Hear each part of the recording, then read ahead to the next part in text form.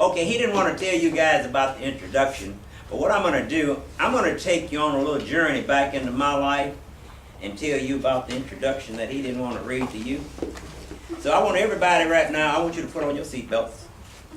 I want you to buckle up. I'm going to take you on a little ride. I'm going to tell you my personal story, okay? I attended the Tuskegee Institute, which is now Tuskegee University in Alabama. The day before I was supposed to leave home to go to Tuskegee, I made a fatal mistake. I said yes and no to a white man. Now today you're thinking, well, that's no big deal. We say yes and no to everybody. But you must understand, in those days, it was disrespectful for a black person to say yes and no to a white person. So he beat me up. He almost killed me. An hour later, still upset, he came to my home where my father and I was sitting on the porch watching television. Walks over and tells my father, this boy gonna have to leave because he don't know how to talk to white folks. Last words my father said was, he's going away to college.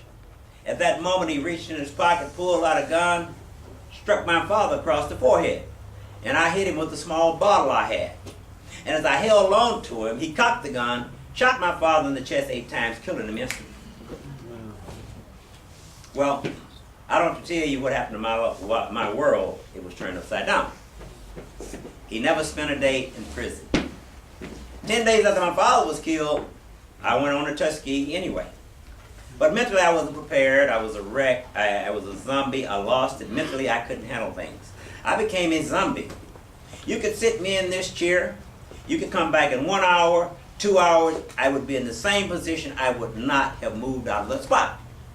Well, no way I can make it in college. So I stayed at Tuskegee my first year, but I flunked everything because mentally I couldn't handle it. And I thought my life was over and college was not for me. But there were a couple old men. Mr. Henry, the director of admission, and Mr. Rowland, Mr. Tremble, the electrician, said, we're going to bring this boy back.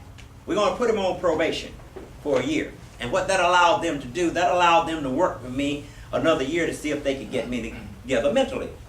And there were some other old black men. There was Mr. Harris in technology. There was Dean Harwood, who was the dean of students. And there was Dr. Dibble at John Andrew Hospital. Reverend Wynn was the chaplain at school.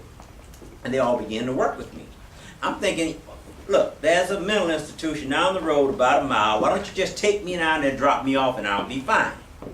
But what they did, they looked beyond the little boy. They saw something different. They didn't see the little boy who had just witnessed his father get shot 8 times. They didn't see the little boy who suffered from depression. They didn't see the little boy who had nervous breakdowns. They didn't see the little boy who suffered from anxiety. They saw the little boy who one day will become an engineer, will become a stand-up comedian, who will become a community service worker, and who will stand here before you today and give you hope that you can be successful. I would not have made it without those black men. Men, you have a task. It is my firm belief that if we as black people are going to be saved, black men are going to have to do it. Amen. Nobody else will save us. So you need to get your education, and you have to realize you are not a single. We are all united. The brother to your right, the brother to your left, if he's making D's and you making A's, it's your responsibility to go help him. That is the only way we're going to survive as a people. See, I came out of that time frame that they were talking about earlier over there. I'm not dead. I'm still alive. I came out of the apartheid system.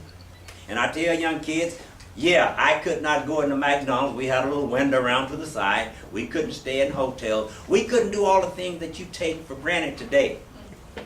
There are 2 ways you can be taught. You can be taught. You can be educated, I mean.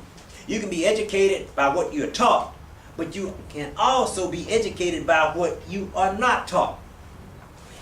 And your foundation of ignorance is based upon the things that you are not taught.